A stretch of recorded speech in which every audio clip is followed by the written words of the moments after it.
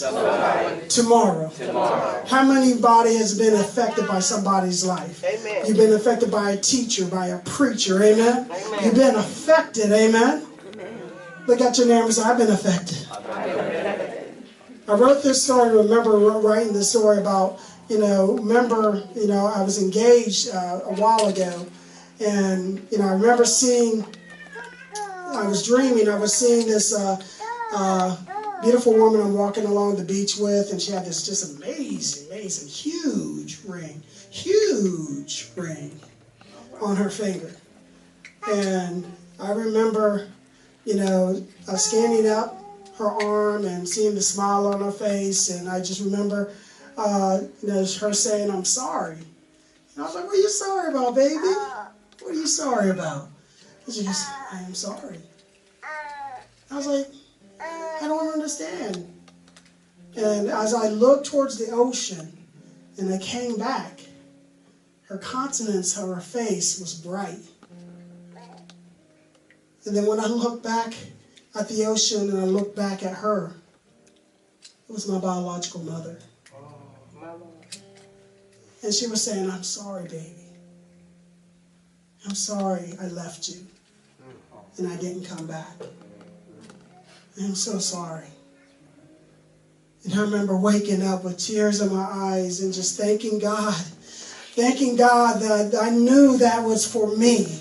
I knew that she was sitting there and she knew that I was hurt at that tender age of 3 years old, and God brought that back and allowed her to be able to be in my dream, to be able to apologize to me, to be able to heal a wound that was so gashed open, that so many problems because of that issue, because I was 3 years old, the drugs problem, the alcohol problems, all those things, the sexual innuendos, all those things came to pass because of that hurt when I was 3 years old. There's some hurt that you guys are going through. There's some deep cuts inside yourself that you're going through that you don't want to admit to. But it's there. And it comes out. It comes out in different ways.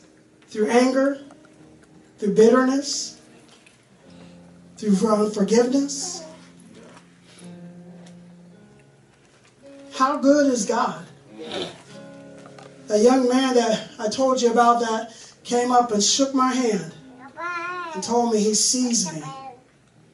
Right there was nobody seeing me until he told me to get a lawyer, and then now everybody started to hear me and started to see what I was trying to do. But that young man, he was a guardian ad litem, for my children. And he would sit there and he would talk to me, once we started getting to know each other, and he just kept on encouraging me. And once I got my kids back, he goes, man, now go out and raise those kids. Yes. Go out and raise those kids. Yesterday I was at the Gospel Fest, and I got to see that young man. His name's he's a county auditor, Clarence Miko. He's Clarence Miko, county auditor. And I got to meet him, and I got to thank him. And I was like, he goes, Corey Perizzo. I was like, yeah, I remember you. And he goes, I was like, yeah. I was like, this is what I'm doing now. And he goes, will you please contact me? Contact me tomorrow, because I want to do lunch with you. I want to do lunch with you. Because he had the inclination to come and just shake my hand to see me. And God teaches us again. Have you given somebody something to eat? Have you given somebody something to drink? Have you sat down with somebody and just let them free their mind? Did you visit somebody who was in prison? Because I was hungry. And I was thirsty. And I had nobody. Some of you right now are feeling that same way. that you're thirsty right now. That you're hungry right now.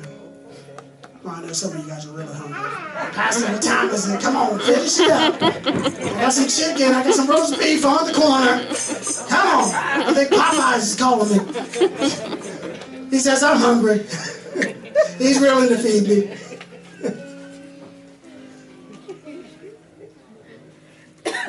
And some of you guys are at that point. You're at that point in your life where you're willing to give it up. Give it up. Give it up. Give up that hurt. Give up that pain. Give up that unforgiveness. Give up that bitterness. Some of you guys are holding on for some unforgiveness since you were 2 years old. My Lord. He took my rattle. That was my special rattle. Never forgive me. Even though I got it back. I never forgive my sister. She got my favorite pair of shoes. That was when you were 14 years old. So, they were my favorite pair of shoes when I was 14. Unforgiveness will block the access. Shout access. Access. Will block the access to the blessings that God has for you. Yeah. Some of you are missing out on so many blessings. So many blessings because you're not willing to unblock the access that He has for you. So many blessings are just locked up in heaven, ready to, He's ready to open up the windows and pour you out blessings that you have no room to be able to contain. But you got to unlock the access. Give it to Him. Thank you, Lord. This is your point in time in your life that you're able to give it to Him. Thank you, Lord.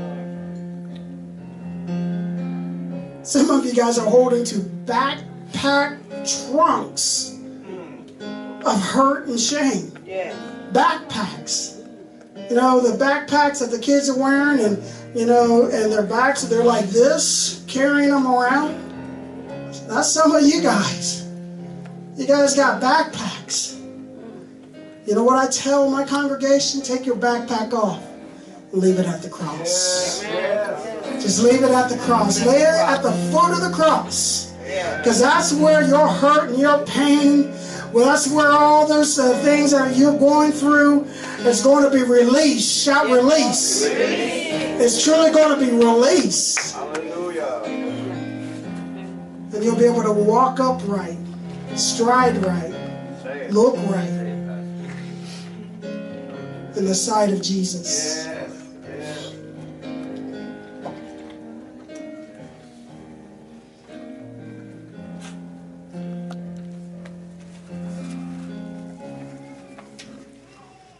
So outreach, shout outreach. Outreach. For you to be able to outreach, you'll be able to inreach.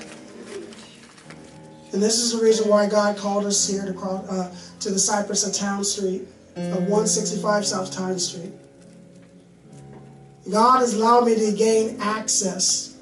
He has shown me so much favor in this area and in this region. Because, you know, now that the people trust us, they're willing to be able to come to us.